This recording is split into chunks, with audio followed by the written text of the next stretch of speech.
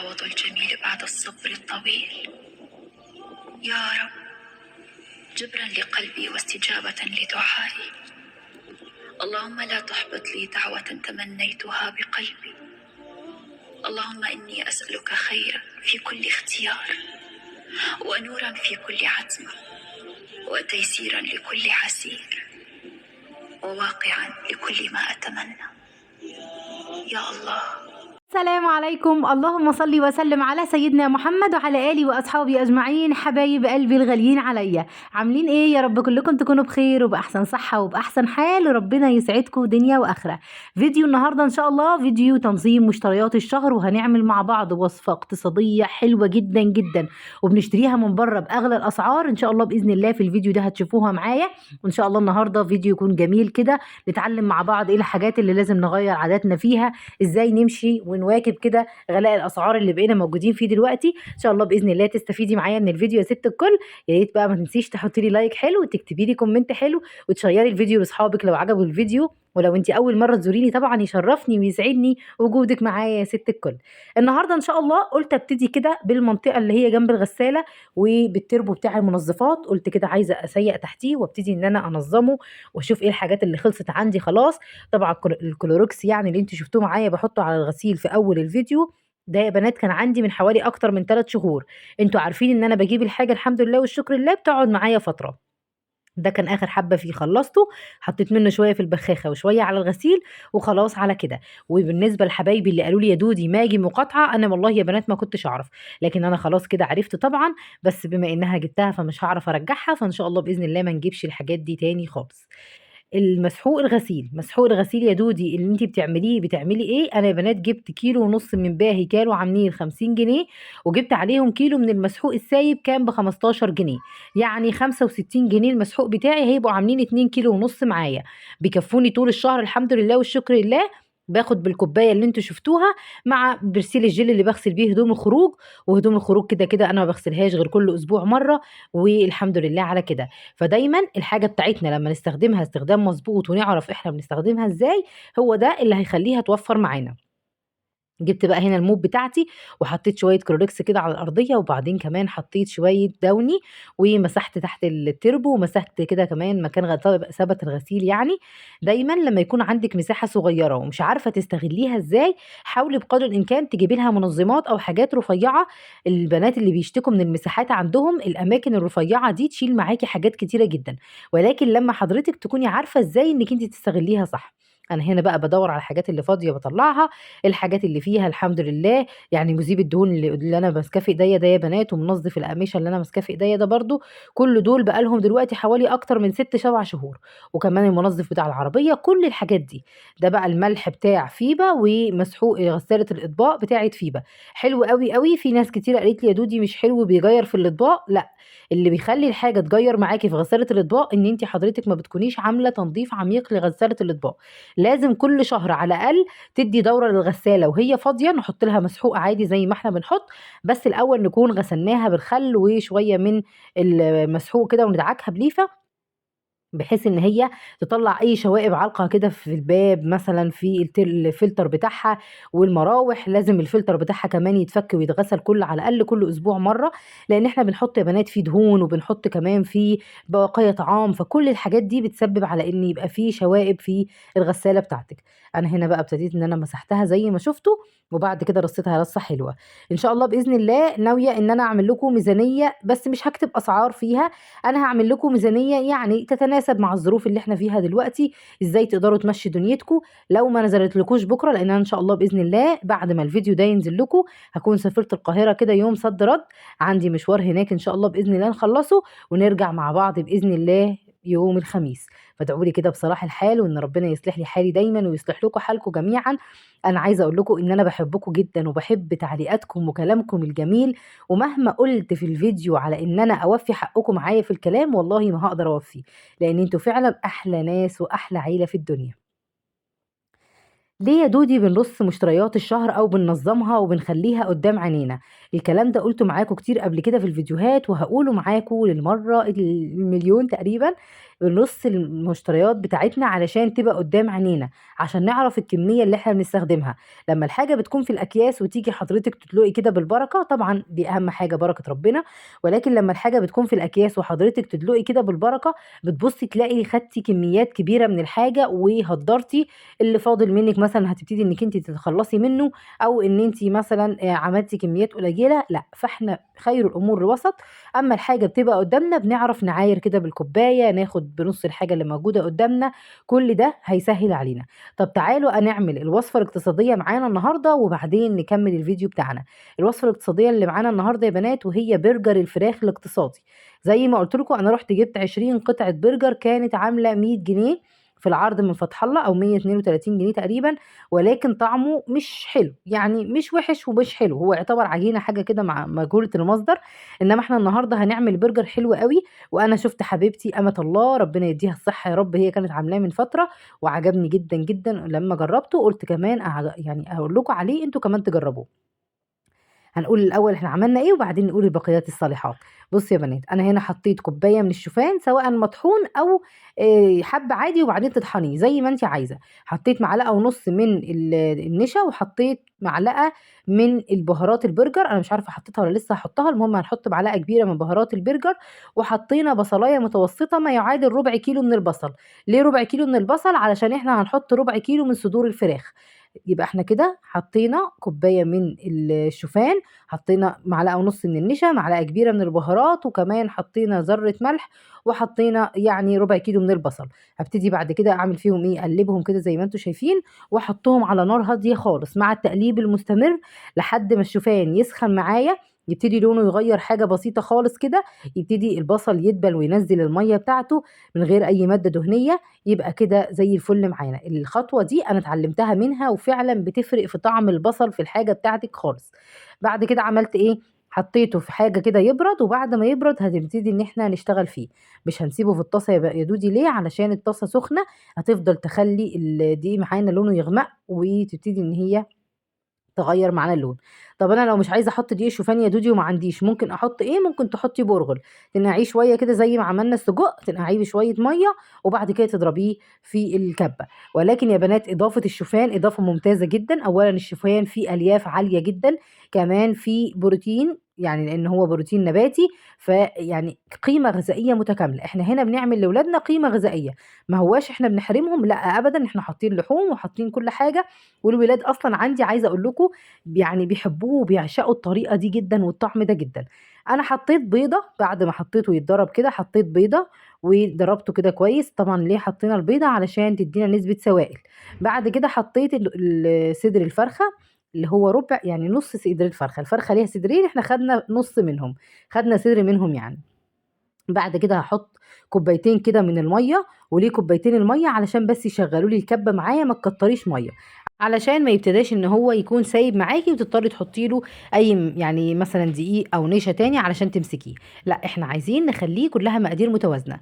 هاقول لكم المقادير تاني: ربع كيلو من صدور الفراخ، ربع كيلو من البصل، كوباية من الشوفان، معلقة ونُص من النشا، معلقة كبيرة من البهارات بتاعة البرجر. بهارات البرجر يا بنات دي أنا باشتريها جاهزة من أي عطار كبير. لو حضرتك ما عندكيش بهارات برجر تقدري تحطي خلطة البهارات اللي إحنا بنعملها أو ال7 بهارات أي حاجة، إنما بهارات البرجر بتخلّي لِك طعم البرجر اللي أنتِ عاملاه في البيت زي البرجر الجاهز بالضبط. هنا أنا جِبت غطا برطمان، اللي عنده بقى المكبس بتاع البرجر تمام أوي، ولكن يا بنات أنا باحس إن هو كبير جدًا وبيعمل قطعة برجر كبيرة، وإحنا مش محتاجين كل القطعة دي. إنما غطا البرطمان اللي هو بتاع حلواني إخوان ال700 جرام حلو أوي، بيطلّع لي قطعة ممتازة.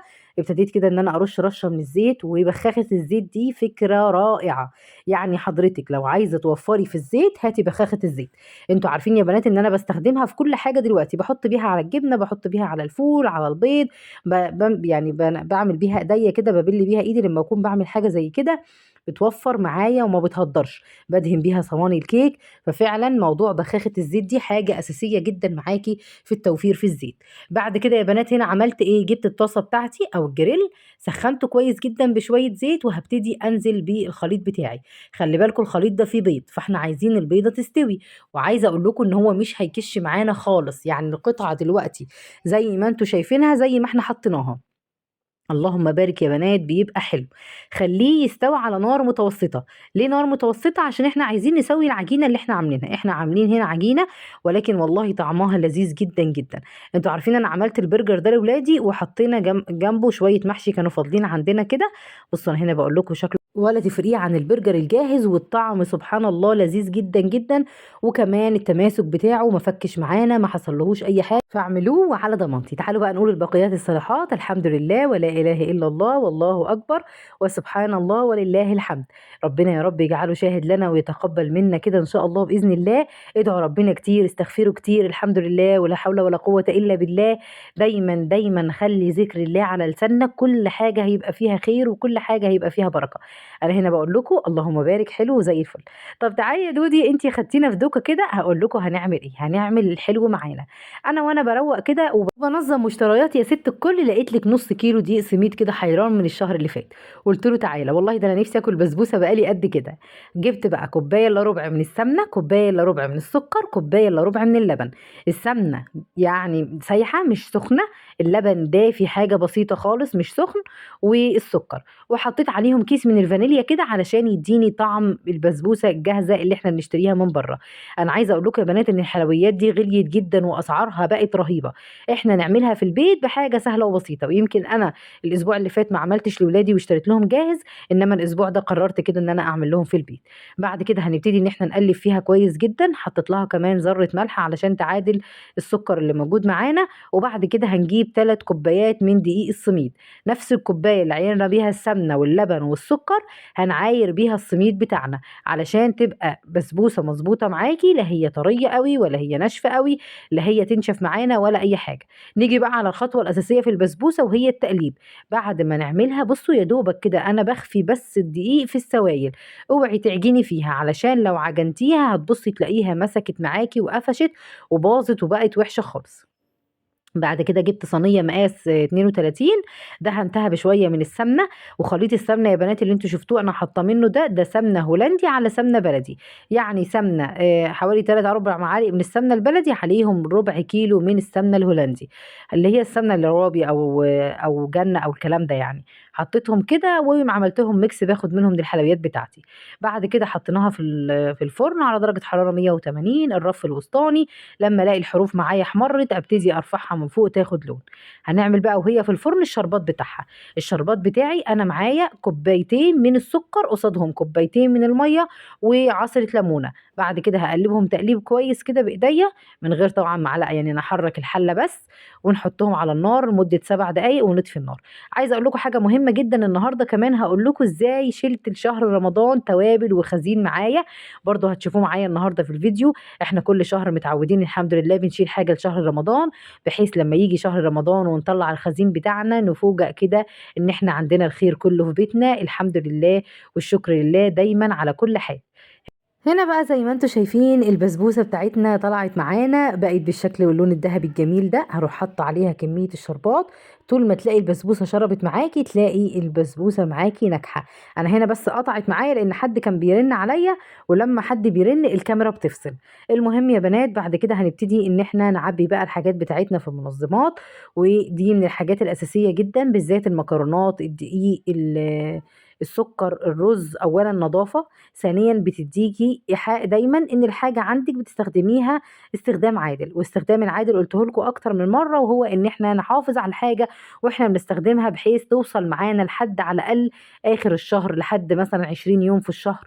ال10 ايام التانيين نقضيهم مثلا حاجات كده ولا كده، والدنيا برضو بتمشي معانا. ودايما خلوا الاسبوع بتاعكم يا بنات مش شرط يبقى كله لحوم او في حاجات صعبه، لا تقدري حضرتك تشكلي كل اسبوع حاجه. الاسبوع ده مثلا انا هعمل للولاد مكرونه ورز، الاسبوع الجاي مثلا اجيب لفه جلاش احطها لهم مكان الرز مثلا مره، مكان المكرونه مره. مثلا انا الاسبوع ده هحاول ان انا اخلي لاولادي 3 ايام فيهم مثلا لحوم، يوم يبقى فيه لحوم حاجه محترمه كده، ويومين يبقوا بربع كيلو من اللحمه. واعمل مثلا مره كفته داود باشا، او مثلا نعمل مره كفته رز، مثلا نعمل مره برجر زي اللي عملناه النهارده. كل الحاجات دي. وبالمناسبة يا بنات برجر الفراخ اللي احنا عملناه ينفع طبعا ان احنا نعمله باللحمة، نفس المقادير ونفس الطريقة، هتطلع برضو معاكي ناجحة وحلوة جدا ولذيذة. تقدري برضو انك انت تجيبي كيلو من الصدور وتعمليه مرة واحدة، او كيلو من اللحمة المفرومة وتعمليه مرة واحدة، وتشيليه في الفريزر يوفر عليكي وقت ومجهود. البرطمانات بتاعتي انا ما برميهاش، بس ببقى بصوا بزهق الصراحه ان انا اشيل الليبل اللي عليها او التيكت اللي عليها ده يعني، فبقول خلاص مش مشكله خليه هو كده كده مش مقصر. وببتدي ان انا ارص كده الحاجه بتاعتي بتبقى نظيفه، ما بيحصلهاش حاجه، ما بتوصلهاش حشرات، ما بتسوسي، ما بتدوتش الكلام ده كله. دلوقتي احنا طبعا في فتره الشتاء، فاي حاجه عندك كانت بتشيليها في التلاجة في فتره الصيف ما تخافيش عليها ان هي تقعد بره دلوقتي. عايزه اقول لكم بقى على حاجه مهمه كمان يا بنات، ان دايما دايما لما نيجي نستخدم الحاجه نقول بسم الله الرحمن الرحيم. في ناس كتير قوي قوي ما بتعملش كده، وناس كتيره بتعمل كده، بس بسم الله الرحمن الرحيم على اي حاجه بنعملها صدقوني انتوا نفسكم هتفاجئوا وتذهلوا كده مين اللي هيحصل ومين اللي هتلاقوه. انتوا هتلاقوني هنا عماله اشيل واحط واجيب وادور، هيجي هنا لا، هيجي هنا المهم لحد ما اظبط. بالنسبه لمصر كافيه علشان برضو سالتوني عليه وفي متابعه قالت لي ان هو حلو، وانا فعلا جربته يا بنات، هو حلو، هو حلو ومش وحش، بس مش بنفس النسكافيه، يعني اللي يبقى برضو صراحه. هو مش بنفس النسكافيه، ولكن والله هو طعمه جميل وسعره يعتبر رخيص. وما شاء الله المنتجات المصريه برضو يا بنات موفره علينا شويه، لان انتوا عارفين المنتجات المستورده كلها بقت غاليه دلوقتي. نيجي بقى على شنطة حمزة بتاعتي، أنا عايزة أقول لكم البوكس ده أنا بعشقه قوي قوي قوي. طب ليه بتعشقيه يا دودي؟ لأنه ما شاء الله بيلم لي كل حاجة، وغير كده كل شهر دايما بفتحه وبلاقي جواه الخير كله. يعني أنا فتحته دلوقتي معاكم، لقيت كيسين مكرونة، لقيت كمان كيسين من السكر، لقيت كيس من الرز، لقينا شوية توابل كده، فأنا ببقى مبسوطة جدا جدا وأنا بفتح البوكس ده. الحمد لله والشكر لله. دايما يعني الواحد لما بيلاقي حاجة زي كده بيبقى انا ببقى عن نفسي انا يعني في قمة السعادة ان انا بلاقي حاجة اشيلها. اي حاجة دلوقتي بقيت بلاقيها من الشهر ده للشهر اللي فات بشيلها على طول لشهر رمضان ما بترددش. باجي بعد كده الشهر الجاي اطلع القديم اللي كان موجود واحط الجديد مكانه اللي انا اشتريته. ودي من الحاجات الحلوة قوي. بس مش انا عشان اشيل لشهر رمضان واجي مثلا ابقى محتاجة حاجة ومش عارفة اجيبها اروح شايلة او مطلعة من اللي انا جبته او اللي انا شلته، لا طبعا. انا خلاص شلت شهر رمضان، يبقى ده باذن الله نيتي لشهر رمضان مش هاجي ناحيته خالص. وانت كمان عايزاكي تعملي كده.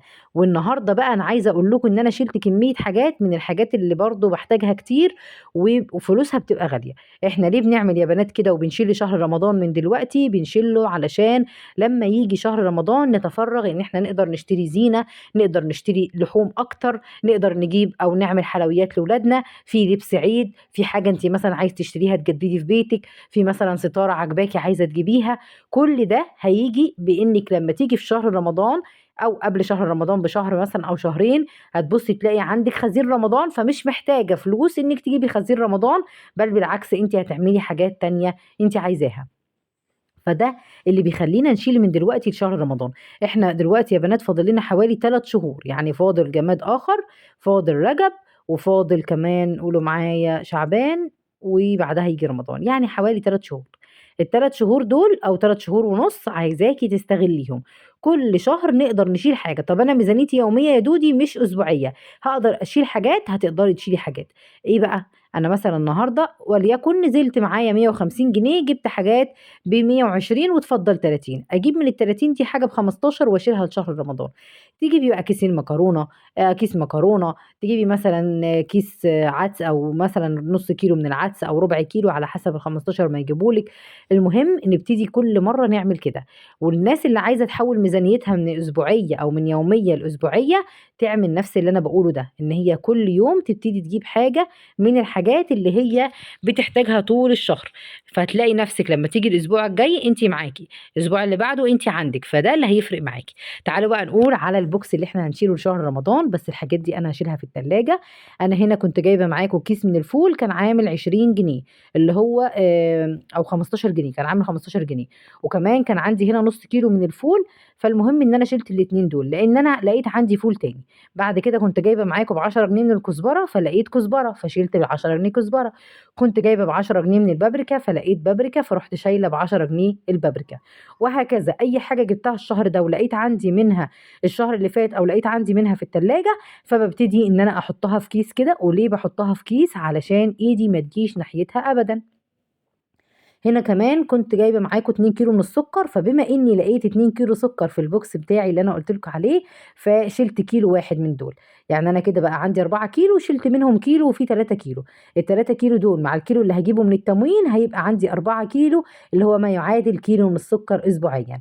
برضه الفلفل الأسمر كان عندي شوية ب15 جنيه كده شِلتهم، وعندي حبة لو البرطمان خلص أبقى أطحنهم، فالحمد لله والشكر لله. بعد كده بقى عبيت بقى الحاجات بتاعتي الباقية في البوكسات دي أو في الأدراج دي ودخّلتها التلاجة، وادي البسبوسة بتاعتنا بعد ما خلصت معانا. أتمنى كده يكون الفيديو عجبكم، تكونوا استفدتوا واستمتعتوا معايا، ويكون كده دايمًا فيديوهاتي عند حُسن ظنكم. اللهم بارك يا بنات البسبوسة بتاعتنا مرمّلة، طرية، حلوة جدًا، متماسكة في نفس الوقت. ما تنسوش تحطّوا لي لايك. أسيبكم في رعاية الله وحفظه، واستنوني إن شاء الله الفيديو الجاي. مع السلامة.